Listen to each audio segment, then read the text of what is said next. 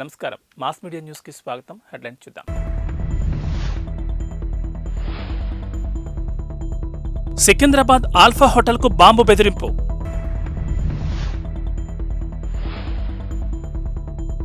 విమానం టేకాఫ్ ఆలస్యం. Emergency door తెరిచి రెక్కపైకెక్కిన ప్యాసింజర్.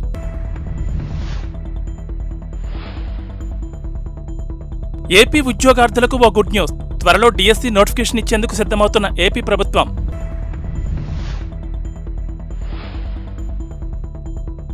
సికింద్రాబాద్లోని ప్రముఖ హోటల్ ఆల్ఫాలో బాంబు ఉందని గుర్తు తెలియని వ్యక్తి పోలీసులకు ఫోన్ చేసి బెదిరించాడు. శనివారం రాత్రి 10:45 ప్రాంతంలో ఈ ఫోన్ కాల్ వచ్చింది. ఈ ఫోన్ కాల్తో అప్రమత్తమైన పోలీసులు వెంటనే ఆల్ఫా హోటల్కు చేరుకున్నారు. కస్టమర్లను, సిబ్బందిని బయటికి పంపించి తనిఖీలు చేపట్టారు. బాంబు స్క్వాడ్ను పిలిపించి దాదాపు 2 గంటల పాటు క్షుణ్ణంగా శోధించారు. అయితే ఈ తనిఖీల్లో అనుమానాస్పద వస్తువులేమీ కనిపించలేదని పోలీసులు చెప్పారు. హోటల్లో ఎలాంటి పేలుడు పదార్థం లేదని, ఎవరో ఆకతాయితనంతో ఫోన్ చేసుంటారని చెప్పారు. ఫోన్ చేసింది ఎవరని దర్యాప్తు చేయగా ఖమ్మం జిల్లాకు చెందిన వ్యక్తి అని తేలింది. నిందితుడికి సంబంధించి పూర్తి వివరాలపై ఇంకా ఆరా తీస్తున్నట్లు పోలీసులు చెప్పారు. విమానం ఎంతకీ బయలుదేరట్లేదని చిరాకుపడ్డ ఓ ప్రయాణికుడు ఎమర్జెన్సీ డోర్ తెరుచుకుని రెక్కపై ఎక్కి హల్చల్ సృష్టించాడు. గురువారం మెక్సికో సిటీ ఇంటర్నేషనల్ ఎయిర్పోర్ట్లో ఈ ఘటన జరిగింది. ఏరో మెక్సికోకు చెందిన AM 672 విమానం గురువారం ఉదయం 8:42 గ్వాటమాలాకు బయలుదేరాల్సి ఉంది. అయితే కొన్ని కారణాల వల్ల విమానం 4 గంటల పాటు ఆలస్యంగా బయలుదేరాల్సి వచ్చింది. ఈలోపు ప్రయాణికుల్లో ఒకరు తీవ్ర అసహనానికి గురయ్యారు. చివరికి విమానం ఎమర్జెన్సీ డోర్ తెరుచుకుని రెక్కపైకి ఎక్కేశాడు. ఇది చూసి కంగుతిన్న సిబ్బంది వెంటనే తేరుకుని అతన్ని అదుపులోకి తీసుకున్నారు. ఆ తర్వాత స్థానిక పోలీసులకు అప్పగించారు. ఏపీ ఉద్యోగార్థులకు ఓ గుడ్ న్యూస్. త్వరలో డిఎస్సి నోటిఫికేషన్ ఇచ్చేందుకు సిద్ధమవుతోంది ఏపీ ప్రభుత్వం. టెట్ పరీక్ష నిర్వహించేందుకు సన్నాహాలు ప్రారంభించింది. ఈ మేరకు విద్యాశాఖ మార్గదర్శకాలు జారీ చేసింది. 2022-23 సంవత్సరాల్లో డిఈడి, బీఈడి పూర్తి చేసిన వారికి కూడా డిఎస్సి నోటిఫికేషన్లో అవకాశం కల్పించిందని తెలుస్తోంది. ఏపీలో 2022లో చివరిసారిగా డిఎస్సి నోటిఫికేషన్ విడుదల చేశారు. అప్పట్లో 4.5 లక్షల మంది పరీక్షకు హాజరు కాగా దాదాపు 2 లక్షల మంది అర్హత సాధించారు.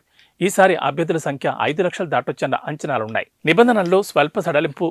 ఈసారి ఎక్కువ మంది అభ్యర్థులు పరీక్షకు హాజరయ్యేలా టెట్ నిబంధనల్లో స్వల్ప మార్పులు చేసింది. SC, ST, BC, దివ్యాంగ అభ్యర్థులు టెట్ పేపర్ 2 రాసేందుకు గతంలో డిగ్రీలో 50% మార్కులు కనీస అర్హతగా నిర్ణయించారు. అయితే ఈసారి మార్కులను 40% తగ్గిస్తూ సడలింపించారు. టీడీపీ అధినేత చంద్రబాబుపై కేసీఆర్ నాని మరోసారి విమర్శలు ఎక్కుపెట్టారు. బాబు విజయవాడ నుంచి పోటీ చేసినా గెలవరని చెప్పారు. చంద్రబాబుపై తాను 3 లక్షల మెజార్టీతో గెలుస్తానని ప్రకటించారు. నందిగామ వైసీపీ ఆత్మీయ సమ్మేళనంలో పాల్గొన్న ఆయన ఈ మేరకు సంచలన వ్యాఖ్యలు చేశారు. తనను పార్టీలోంచి మెడపట్టుకుని బయటకు గెంటేశారని అన్నారు. తాను ఢిల్లీ స్థాయి వ్యక్తినన్న కేసీఆర్ నాని ఎన్నికల్లో ఓడిపోయిన లోకేష్ స్థాయి ఎంత అని మండిపడ్డారు. భారత టెన్నిస్ రంగంలో ఇవాళ సంబరాలు మిన్నంటున్నాయి. సీనియర్ ఆటగాడు రోహన్ బోపన్న ఆస్ట్రేలియన్ ఓపెన్లో డబుల్స్ విజేతగా నిలవడమే అందుకు కారణం. 43 ఏళ్ల వయసులో ఓ గ్రాండ్ స్లామ్ టోర్నీలో విజేతగా నిలవడం మామూలు విషయం కాదు. మాథ్యూ ఎబ్డిన్తో కలిసి ఇవాళ ఆ ఘనకార్యాన్ని సాకారం చేసిన రోహన్ బోపన్న ఆస్ట్రేలియన్ ఓపెన్లో పురుషుల డబుల్స్ విభాగం టైటిల్ కైవసం చేసుకున్నాడు. ఈ నేపథ్యంలో రోహన్ బోపన్నపై ప్రశంసల వర్షం కురుస్తోంది. ప్రధాని నరేంద్ర మోడీ నుంచి ప్రముఖ వ్యాపారవేత్త ఆనంద్ మహీంద్ర వరకు అందరిది ఒకటే మాట, ప్రతిభకు వయసు అడ్డంకి కాదు అన్నదే అందరి అభిప్రాయం. అంబులెన్స్ అందుబాటులో లేకపోవడంతో భార్య మృతదేహాన్ని 20 కిలోమీటర్లు మోసుకెళ్లాడో భర్త. ఒడిశాలోని కోరాపుట్ జిల్లాలో జరిగిన ఈ ఘటనకు సంబంధించిన ఫోటోలు, వీడియోలు సోషల్ మీడియాకెక్కి భర్త దయనీయ స్థితిని బయటపెట్టాయి.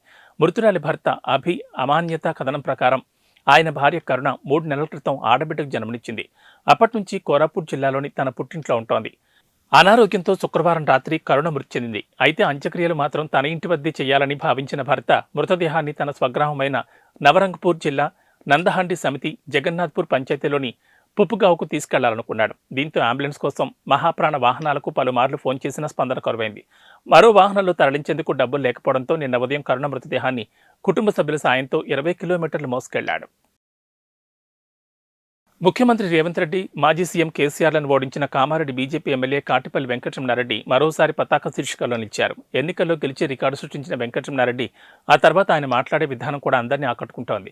తాజాగా రోడ్డు విస్తరణ పనుల్లో అడ్డుగా వచ్చిన తన ఇంటిని కూడా కూల్చేసి ప్రజల మన్ననలు పొందారు. ఆయన ఎమ్మెల్యేగా గెలిచిన తర్వాత కామారెడ్డి పట్టణంలో రోడ్ల విస్తరణపై ప్రత్యేక దృష్టి సారించారు. అయితే ఈ పనులకు తన ఇల్లు అడ్డుగా వస్తున్నట్లు గుర్తించిన ఆయన వెంటనే తన ఇంటిని ఖాళీ చేసి మరో చోటుకు మారారు.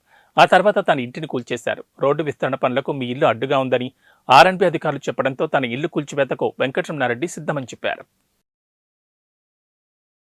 గల్ఫ్ ఆఫ్ ఎడెన్లో హౌతీ తిరుగుబాటుదారుల దాడులు కొనసాగుతున్నాయి. తాజాగా 22 మంది భారతీయులు, ఒక బంగ్లాదేశీ వ్యక్తి ఉన్న ఓ నౌకపై హౌతీ రెబెల్స్ భీకర దాడి చేశారు.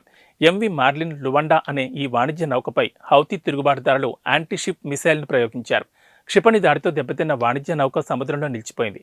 క్రూడాయిల్ని శుద్ధి చేసే క్రమంలో ఉత్పత్తి అయ్యే నాఫ్తా పదార్థాన్ని ఈ నౌకలో రవాణా చేస్తున్నారు. క్షిపణి దాడి అనంతరం ఈ నౌక నుంచి అత్యవసర సందేశం పంపించారు. గల్ఫ్ ఆఫ్ ఎడెన్లోనే మోహరించి ఉన్న భారత నావికా దళానికి చెందిన ఐఎన్ఎస్ విశాఖపట్నం యుద్ధ నౌక ఈ సందేశాన్ని అందుకుని వెంటనే రంగంలోకి దిగింది. క్షిపణి దాడితో వాణిజ్య నౌకపై అగ్ని ప్రమాదం సంభవించగా ఐఎన్ఎస్ విశాఖపట్నం నౌకా సిబ్బంది ఆ మంటలను సకాలంలో ఆర్పివేశారు. లేకపోతే ఆ మంటలు విస్తరించి నౌకలోని నాఫ్తా పదార్థం కారణంగా పెను ప్రమాదం సంభవించి ఉండేది. ఐఎన్ఎస్ విశాఖపట్నం నౌక ప్రధానంగా guided missile destroyer gulf of ఎడెన్లో ప్రత్యేక కార్యకలాపాల కోసం దీన్ని భారత నేవీ వినియోగిస్తోంది. ఇందులో ఎన్సీబీడీ బృందాన్ని అందుబాటులో ఉంచారు. ఎన్సీబీడీ అంటే nuclear, biological and chemical damage control team కాగా, ఎంవి మార్లిన్ లువాండా నౌక నుంచి అత్యవసర సందేశాన్ని అందుకున్న వెంటనే ఎన్సీబీడీ టీం ఆ నౌకలోకి ప్రవేశించింది. వెంటనే అగ్ని కెళ్లను అదుపులోకి తీసుకొచ్చింది. నౌకలోని సిబ్బంది అంతా క్షేమంగా ఉన్నారని ప్రకటించింది. వారికి అవసరమైన సాయాన్ని అందించింది.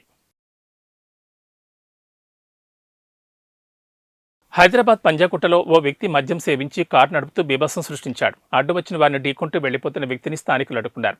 అతడికి దేహశుద్ధి చేశారు. వ్యక్తిని అదుపులోకి తీసుకుని పోలీస్ స్టేషన్ తరలించారు. శుక్రవారం రాత్రి సమయంలో ఒక వ్యక్తి నిర్లక్ష్యంగా వాహనాన్ని నడుపుతూ పాదచారులపైకి దూసుకెళ్లాడు. తన కారు బానెట్పై యువకుడిని ఈడ్చుకెళ్లాడు.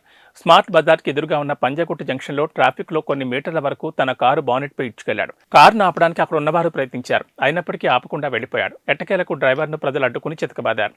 అనంతరం కేసు నమోదు చేసిన పోలీసులకు అప్పగించారు. నిందితుడు కూడా తప్పించుకునే ప్రయత్నంలో గాయపడ్డాడు. పంజాగుట్ట ఎస్హెచ్ఓ ఈ సంఘటనను సుమోటోగా స్వీకరించి మానవ ప్రాణాలకు హాని కలిగించేలా నిర్లక్ష్యంగా డ్రైవింగ్ చేయడం, నంబర్ ప్లేట్ తారుమారు చేసినందుకు నిందితులపై ఎఫ్ఐఆర్ నమోదు చేశారు.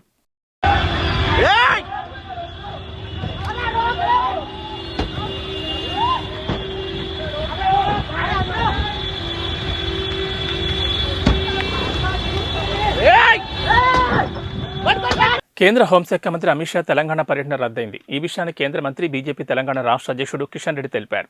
షెడ్యూల్ ప్రకారం ఈ నెల 28న ఆదివారం పర్యటించాల్సి ఉంది. పలు అత్యవసర పనులతో పర్యటన వాయిదా పడిందని ఆయన తెలిపారు. ఈ క్రమంలో కరీంనగర్, మహబూబ్ నగర్, హైదరాబాద్ సమావేశాలను వాయిదా వేసినట్లు తెలిపారు. బీహార్లో నెలకొన్న రాజకీయ పరిణామాల నేపథ్యంలోనే అమిత్ షా పర్యటన రద్దయినట్లు తెలుస్తోంది. బీహార్ ముఖ్యమంత్రి నితీష్ కుమార్ మహాకూటమి నుంచి బయటకొస్తారని, ఆ తర్వాత బీజేపీతో కలిసి ప్రభుత్వాన్ని ఏర్పాటు చేసే అవకాశం ఉందని ప్రచారం జరుగుతోంది. ఈ క్రమంలోనే అమిత్ షాను బీహార్ లోక్ జనశక్తి పార్టీ నేత చిరాగ్ పాస్వాన్ షాతో భేటీ అయ్యారు. రాష్ట్ర పరిస్థితులపై చర్చించినట్లు పేర్కొన్నారు. ఈ క్రమంలోనే షా పర్యటన రద్దయిందని, త్వరలోనే మరోసారి పర్యటన ఖరారు చేసే అవకాశం ఉందని బీజేపీ వర్గాలు తెలిపాయి. ఇవి బులెటిన్ విశేషాలు. నమస్కారం.